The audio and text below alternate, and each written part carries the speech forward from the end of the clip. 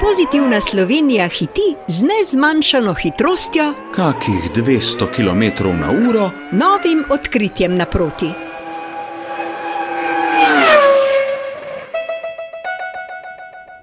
Kot vemo, se je na področju matematike in astrologije posebej izkazala Maša Kociper, ki je v okrogli dvorani Državnega zbora vzpostavila nov sistem merjenja kotnih funkcij.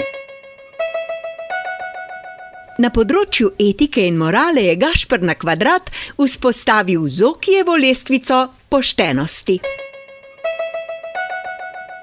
Prejšnji teden je pa celo sam Zoran Janković postavil univerzalno merilo strokovnosti. Ena možnost je, da odstopi kot poslanec in tudi zdaj povem, v tem primeru bi ga mi zaposlili kot strokovnega sodelavca v Pozitivni Sloveniji.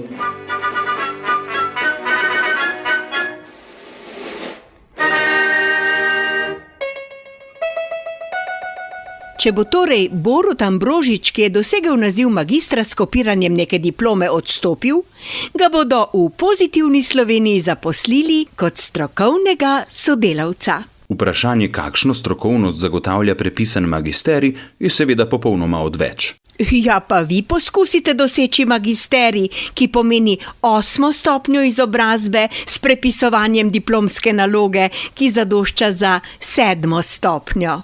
Brez dvoma, zato da prepišeš diplomsko nalogo tako, da ti priznajo magisterij, moraš pa le biti stručko. Baltazar, Baltazar, Baltazar, Baltazar, Baltazar, Baltazar, Baltazar, Baltazar. Ja, ampak to še ni vse. Ob isti priložnosti je Janković opozoril še na posnemanja vredne politične kriterije. Ena možnost je, da odstopi kot poslanec.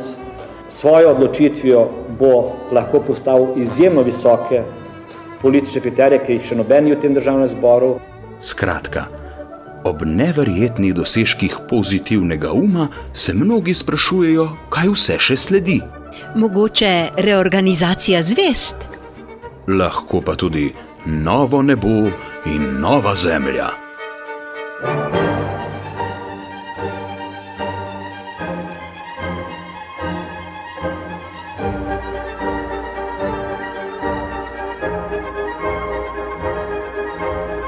Na zagovor magistrskega dela pa še čaka zaenkrat edina kandidatka za predsednico države, Monika Malešič. Kakšen presežek v predsedniški tekmi bo Monika Malešič, je težko napovedati. Sama pa pravi: Ali se grem na orang ali pa se ne grem, ne? Kaj zanjo pomeni orang, bomo šele videli. Kakšen bo uradni slogan njene kampanje, nam tudi še ni uspelo izvedeti. Na svoji prvi tiskovki je bila namreč še precej skrivnostna. Enega že imam, ampak nisem imela še časa, moram še prav, čisto prav slogan se še dela. Geslo se torej še dela. To, kakšna priložnost za slovenski narod in državo je njena kandidatura, pa Monika že ve. Ljudem dajem danes možnost, res strateško možnost. Precej sem se izpostavila, ni bila lahka odločitev, skrbeti moram za svoja 2 otroka in za podjetje. Če sedaj, če nisem bila dosti kristalno jasna, gledajte, tem je naj še naprej naša politika vodi, oziroma država vodi politika in naj si Slovenci pred tem stiskajo oči. To je jasno. Tako, zdaj najbrž veste, koga voliti. A ja, še to. Kandidatka za predsednico Monika Malešič je bila ob svoji imenitni predstavitvi nadvse kritična do svojih protikandidatov. Kaj so Pahor, Tirk in Zver sploh naredili? So si kdaj sami služili svoj kruh? Je vprašala Monika.